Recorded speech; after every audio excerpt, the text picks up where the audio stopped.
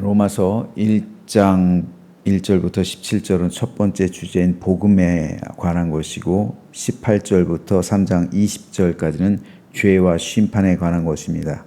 세 번째 주제는 이제 칭의로 나아가는데 오늘 우리가 읽은 로마서 3장에는 죄와 심판 그리고 칭의를 시작하고 있는 부분입니다. 크게 네 문단으로 나눌 수가 있습니다. 8절까지는 예상되는 유대인들의 의문과 궤변에 대한 설파를 기록하고 있고 9절에서 20절은 모든 인간의 전적 타락 및 심판 아래 처해진 인간 상황에 대한 선언을 21절에서 26절은 율법 이외에 의를 획득하는 새 길로 제시된 이신득의의 원리에 대해서 설명하고 있고요. 마지막으로 31절까지는 이신득의와 관련한 세 가지 핵심 사항의 재요약을 기록하고 있습니다. 오늘 이 가운데서 21절과 22절 말씀에 대해서 잠시 살펴보겠습니다. 이제는 율법 외에 하나님의 한 의가 나타났으니 율법과 선지자들에게 증거를 받은 것이라 곧 예수 그리스도를 믿음으로 말미암아 모든 믿는 자에게 미치는 하나님의 의니 차별이 없느니라. 바울은 복음의 핵심이자 로마서의 대주제라 할 수 있는 이신득의의 원리를 21절부터 설명하고 있는데 여기서 바울은 율법 외에 하나님의 한 의가 나타났다라고 말합니다. 율법은 그 자체로 선하고 의로운 것으로서 하나님의 의의 기준이었습니다. 하지만 죄로 인해 부패한 본성을 갖고 있는 인간은 율법으로는 하나님의 의의 기준에 도무지 도달할 수 없었습니다. 한마디로 율법의 행위를 지킴으로써 의롭다 하심을 얻을 육체가 없었던 겁니다. 그래서 하나님은 율법의 행위와는 상관없는 새로운 의를 나타내 보이셨는데 그 의란 바로 예수 그리스도를 믿는 믿음을 통하여 모든 믿는 자에게 은혜로 주어지는 의입니다. 그러므로 로마서에서 말하고 있는 하나님의 의란 곧 믿음의 의를 말합니다. 이 믿음의 의는 인간 스스로의 노력으로 획득하는 것이 아니라 믿음을 통해 선물로 거저 주어진 의이기 때문에 인간의 입장에서 본다면 득의, 즉 의로움을 얻는 것이고 또 칭의, 즉 의롭다 인정받게 칭함받는 것입니다. 다시 말해서 하나님께서 그 아들 예수 그리스도의 보혈로 죄를 씻어 용서받은 사람은 누구든 도덕법과 상관없이 의로운 사람이라고 인정해 준다는 거예요. 칭의, 칭할 칭자에다 의로울 의자입니다. 즉 의롭다고 칭해 주는 거예요. 하나님께서 칭의함을 받는 겁니다. 세상에는 도덕적으로나 윤리적으로 그리스도인들보다 훨씬 더 훌륭한 사람들이 많이 있습니다.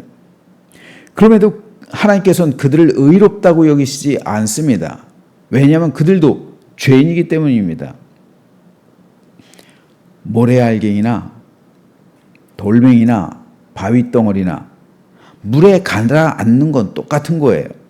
즉 죄를 모래알만큼 지었든 돌멩이만큼 지었든 바위덩어리만큼 지었든 형벌의 경중의 차이지 지옥의 판결을 받는 것은 똑같습니다.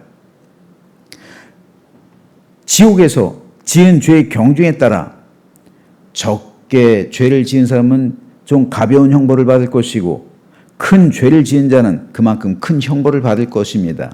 하지만 가벼운 죄를 조금의 죄를 적게 죄를 지었다고 해서 그 사람이 천국 갈 수 있는 건 아니란 말입니다. 죄를 지은 사람은 절대로 천국에 들어올 수 없습니다. 죄의 판결은 심판이요 영원한 지옥입니다. 그렇다면 어떻게 사람들은 천국에 들어갈 수 있을까요? 사도 바울이 여기서 논증하고 있는 것이 바로 이 문제입니다.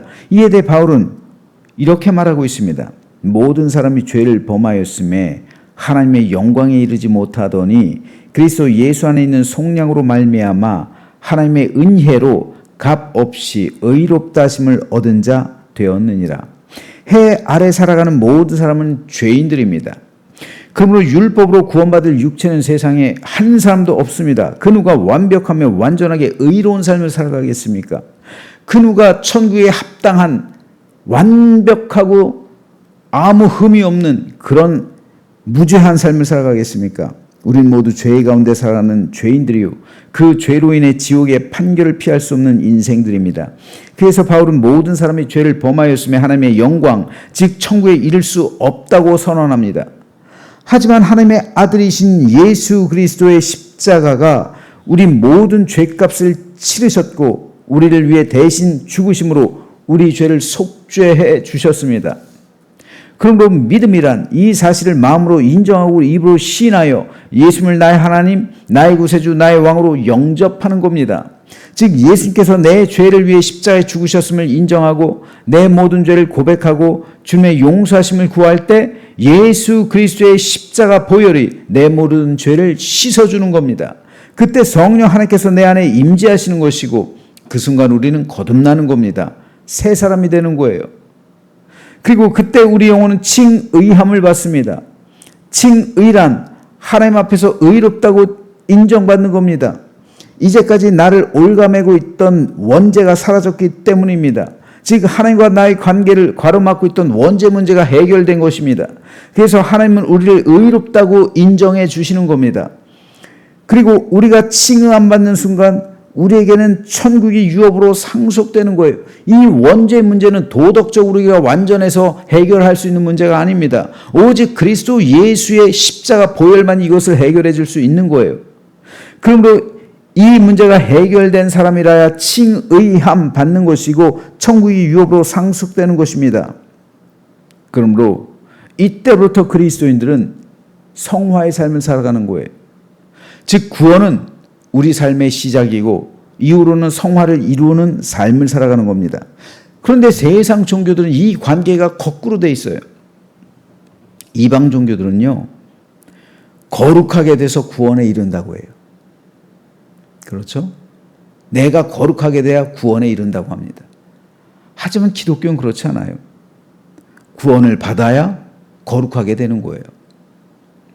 구원받는 순간 우리는 하나님으로부터 칭의함을 받고 원죄가 사라지는 순간 우리는 구원에 동참하는 거예요. 그리고 그 순간부터 성화의 삶이 시작되는 겁니다. 왜요? 성령 하나님께서 내 안에 임재하시기 때문에 그때부터 성령의 삶을 시작하는 거예요. 구약에서 출애굽할 때 하나님께서는 마지막 10번째 재앙을 통해서 사람으로부터 가축에 이르기까지 모든 처음 난 것을 죽이십니다. 하지만 유대인들의 집에서는 문설주에 피를 발랐죠. 그 피가 유대인들의 집을 구원해 낸 거예요. 도덕적으로나 윤리적으로나 사회적으로 유대인들보다 훨씬 더 우월하고 더 많은 영향력을 끼친 애굽 사람들이 얼마나 많았을까요? 그럼에도 하나님의 판단 기준은 피에 있었던 거예요. 마찬가지로 우리가 칭의함 받는다는 것은 하나님의 아들이신 예수 그리스도의 피에 있지 우리 의로움에 있는 것이 아니란 말입니다. 그래서 바울은 이것을 은혜라고 부르는 거예요. 즉 우리가 구원받고 칭의함 받을 수 있는 단 하나의 이유는 하나님의 전적인 은혜 때문이라는 겁니다. 따라서 우리는 자랑할 것이 하나도 없습니다. 그래서 바울은 이렇게 고백해요. 그런데 자랑할 데가 어디 있느냐? 있을 수가 없느니라. 무슨 법으로냐? 행위로냐? 아니라 오직 믿음의 법으로니라. 그러므로 사람이 의롭다 하심을 얻는 것은 율법의 행위에 있지 않고 믿음으로 되는 줄 우리가 인정하노라. 그러므로 우리는 이제로부터 하나님의 은혜에 늘 감사하는 삶을 살아가야 합니다. 우리가 아무리 세상에서 고통스럽고 우리 삶이 힘들다 할지라도 우리가 진정 구원받은 사람이라면 우리에게는 천국의 유업이 약속되어 있습니다. 그러므로 오늘 우리가 고난 가운데에서 기뻐하고 환난 가운데서도 참아내며 역경 가운데서도 감사할 수 있는 것은 우리가 구원받았기 때문이고 우리에게 천국의 유업이 이미 상속되어 있기 때문입니다. 우리는 이겨놓고 싸우는 것이고 우리의 삶 가운데서는 천국의 기쁨이 흘러 넘치는 것이기 때문에 그리스도는 이 천국의 기쁨으로 세상의 모든 풍파를 덮어나가는 거예요. 그러므로 이제부터 우리는 하나님의 자녀의 천국 백성다운 성화의 삶을 이루어 가는 겁니다. 성화란 내 인격이 성령의 인격으로 바뀌는 겁니다. 성화는 내 성품이 주님의 성품으로 변하는 겁니다. 성화는 내가 하나님을 닮아가는 거예요. 그러므로 저는 저 여러분 모두가 이제로부터 구원받은 하나님의 자녀로서 우리 아버지이신 하나님을 닮아가며 거룩과 성화로 하나님께서 우리에게 베풀어 주신 구원을 온전히 이루게 되시길 소망합니다. 그래서 우리 모두 구원받은 믿음의 백성이 되어서 천국 공동체가 되고, 그리고 우리뿐 아니라 우리 가족에 속한 모든 식구들도 다 구원에 이르는 아름답고 복된 가정들 되시길 주님의 이름으로 축원합니다.